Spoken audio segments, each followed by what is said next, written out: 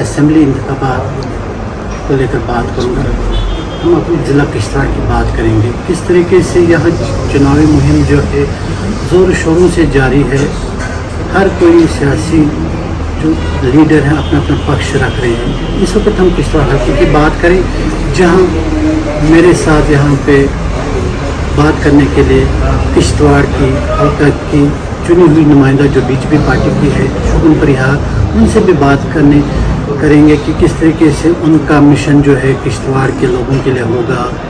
क्या उन्होंने सोचा किश्तवाड़ के लोगों के हित में, जिस तरीके से वो डॉक्टर का पेशा रखती थी, किस तरीके से वो इंजीनियर पेशा रखती थी, अपनी उस मिशन को जहाँ इस वक्त जो महिला का ख्वाब होता मैं किसी ऐसी जगह पर जाऊँ जहाँ मैं अपनी किश्तवाड़ की इस भूमिका इस ज़मीन के लिए कुछ कर पाऊँ।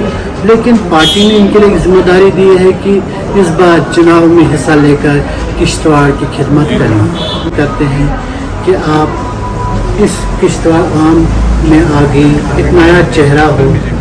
किस तरीके से आपका मिशन है, मशवरा दिया गया है पार्टी की जानिब से, ज़रा खुलकर बताएं।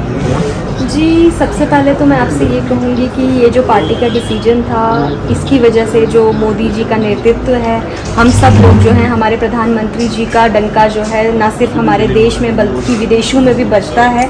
जिस वजह से जो है हमने मोदी जी के डिसीजन, हमारी पार्टी भारतीय जनता पार्टी स्वयंसेवक संघ जो है डिसीजन, उसको फॉलो करके मैं पार्टी में आई।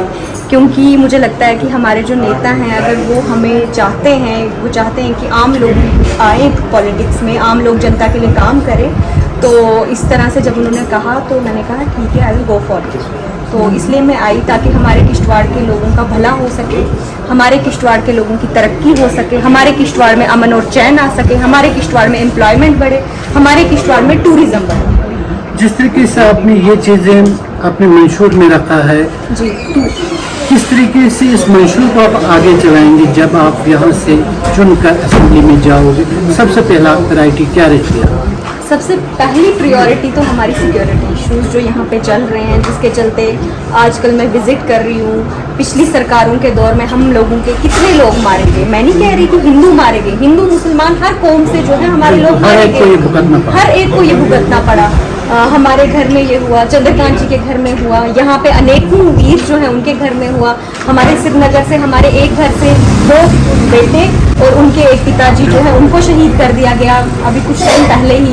अभी उससे पहले हमारे एक डीएसपी साहब थे श्रीनगर के, उनके फादर डीआईजी थे, उनको शहीद कर दिया गया। हमारे अनेकों वीरों की शहादतें जो है लगी हैं इस देश के लिए।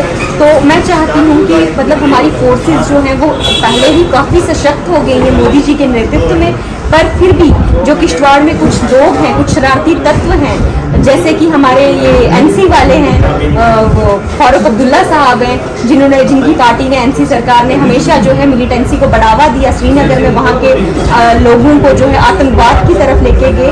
तो हम लोगों की कोशिश हमेशा से ये रही है कि हमारे यहाँ पे शांति, अमन, चैन रहे, जिससे किश्तवाड़ की तरक्की हो सके।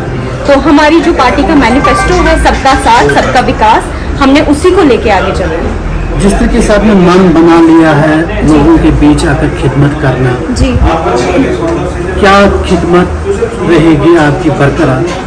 जी बिल्कुल रहेगी बरकरार। मोदी जी ने मुझे इसीलिए शायद चुना है क्योंकि हम एक आम परिवार से आते हैं, जो लोग जिन्होंने हर एक दर्द जो है वो सहा है। तो मोदी जी ने शायद इसीलिए चुना है कि हम लोग हर दर्द से वाकिफ़ हैं। तो यहाँ के लोगों का जो दुख है, जो तकलीफ़ है, वो हर दर्द को हम दूर करने की कोशिश करेंगे अगर यहाँ के लोगों ने हमें सेवा का अवसर दिया।